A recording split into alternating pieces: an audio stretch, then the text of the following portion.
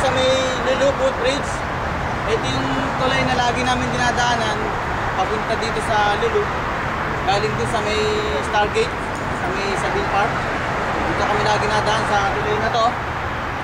Pag mag-grocery kami sa Lulu, ayan, dyan kami nadaan. Sa baba niyan, yung Garwood Road. Ito, ipapakita ko. Ito, yung mga tao dito, may mga dumadaan dito.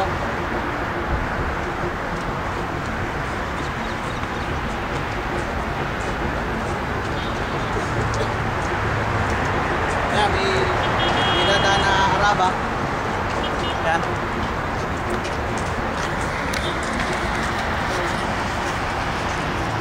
Andito nga pala yung Stargate, dito kami nagtatrabaho. Ayan, oh. Ito yung mga domes, mga attraction domes, UFO, Luna, Saturn, Mars at saka Earth Dome. Yan, diyan kami nagtatrabaho sa Stargate.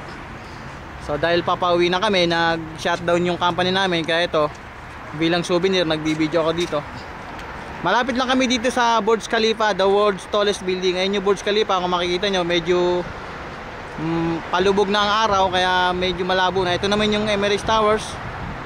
Ito yung Trade Center building at ito yung Etisalat building. Ito naman yung building na medyo nakatabing. Ito, ayan. Yan, medyo palubog na yung araw. Ang oras ngayon dito, yan o, alas 6 na ng hapon. Sa banda doon naman makikita nyo yung Port Rashid, yung docking area dito. Docking area, ayan o. Yan yung Port Rashid. At dito sa may baba, ito nga yung Garwood Road. Ayan, dumadaan yung mga mabibilis na sasakyan. Ito, makikita natin dito sa taas yung Lulu, sinasabi ko na hypermarket.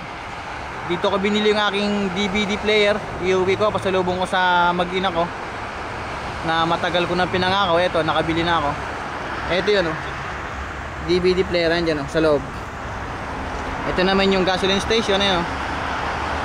Yan. Ito naman yung mga accommodation building dito. Yan. May mga nakatira dyan, mga pamilya, mga nagkatrabaho din dito sa Dubai, mga expat nakatira dyan karamihan. Ayan. Ito ang footbridge. Dito yan. Ito naman yung mga, ito yung mga signage. Yan. Abu Dhabi, Deira, yan. Okay. Pupunta na kami doon sa baba. Sa Bill Park.